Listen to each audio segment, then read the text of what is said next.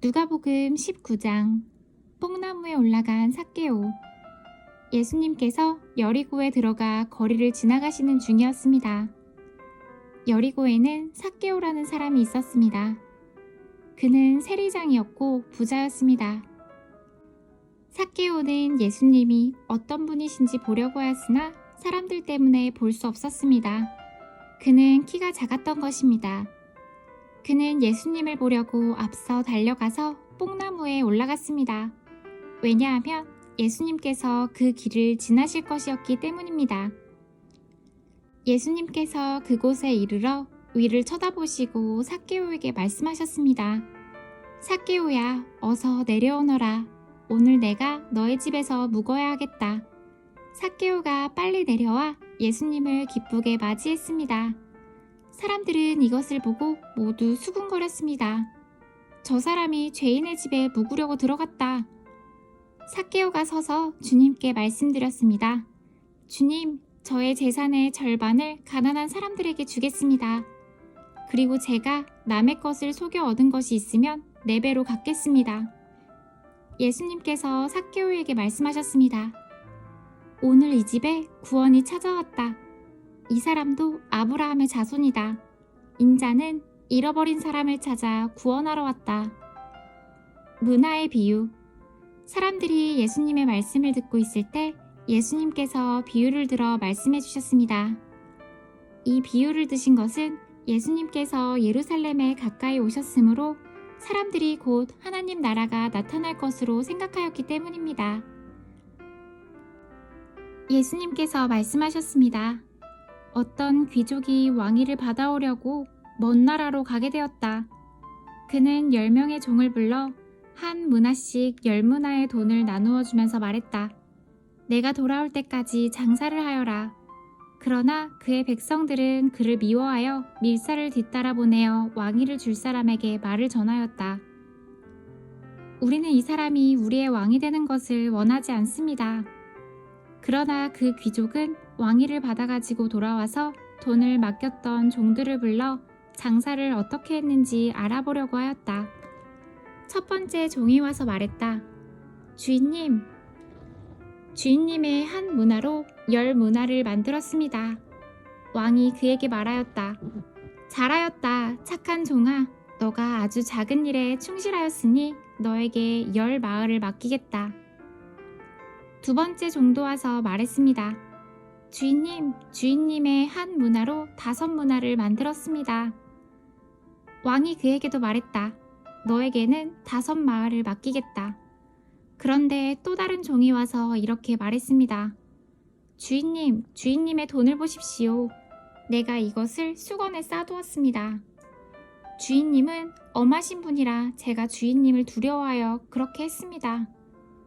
주인님은 맡기지 않은 것을 가져가시고 심지도 않은 것을 걷어들이십니다. 그러자 그 주인이 그에게 말하였다. 이 악한 종아, 너가 한 말로 너를 판단하겠다. 너는 내가 맡기지도 않은 것을 가져가고 심지도 않은 것을 걷어들이는 엄한 사람으로 알았느냐? 그렇다면 왜 내 돈을 은행에 맡기어 내가 돌아왔을 때 이자와 원금을 받게 하지 않았느냐? 그리고서 주인은 곁에 선 사람들에게 말했다. 저에게 있는 문화를 빼앗아 10문화 가진 사람에게 주어라. 그러자 사람들이 말했다. 주인님, 그에게는 이미 10문화가 있습니다. 내가 너희에게 말한다. 있는 사람은 더 받을 것이고 없는 사람은 있는 것마저 빼앗길 것이다. 그리고 내가 왕이 되는 것을 원치 않던 내 원수들을 끌어다가 내 앞에서 죽여라. 왕으로 예루살렘에 들어가신 예수님. 예수님께서 이 말씀을 하시고 앞장서서 예루살렘을 향해 올라가셨습니다. 올리브산 근처에 있는 벳바게와 베다니에 이르렀을 때였습니다. 예수님께서 2 제자를 보내셨습니다. 그리고 말씀하셨습니다. 맞은편 마을로 가거라. 그곳에 들어가면 아무도 타보지 않은 나귀 새끼 한 마리가 매어 있는 것을 볼 것이다. 그것을 풀어 이리 끌고 오너라. 만일 누가 왜 나귀를 푸시오? 하고 묻거든 주님께서 필요하시답니다. 라고 말하여라. 보냄을 받은 제자들이 가보니 예수님께서 말씀하신 대로 나귀 새끼를 발견했습니다. 그들이 나귀 새끼를 풀어주자 주인이 그들에게 물었습니다. 왜 나귀 새끼를 푸시오? 제자들이 대답했습니다. 주님께서 필요하시답니다. 제자들이 나귀를 예수님께 끌고 와서 자기들의 겉옷을 벗어 나귀의 등에 펴고 예수님을 태웠습니다. 예수님께서 가실 때에 사람들이 겉옷을 벗어 길에 펼쳤습니다. 예수님께서 올리브산 비탈길 가까이 오셨을 때 모든 제자들이 기뻐하며 큰 소리로 하나님을 찬양하였습니다. 그것은 이들이 여러 가지 기적을 목격했기 때문입니다. 주님의 이름으로 오시는 왕에게 복이 있다.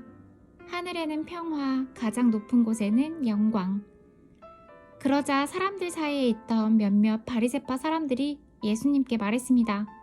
선생님, 제자들을 꾸짖으십시오. 예수님께서 대답하셨습니다. 내가 너희에게 말한다.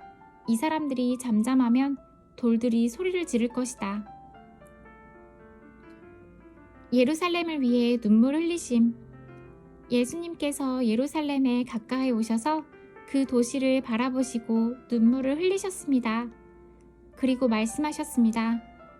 오늘 너가 평화의 길을 알았더라면 좋았을 텐데.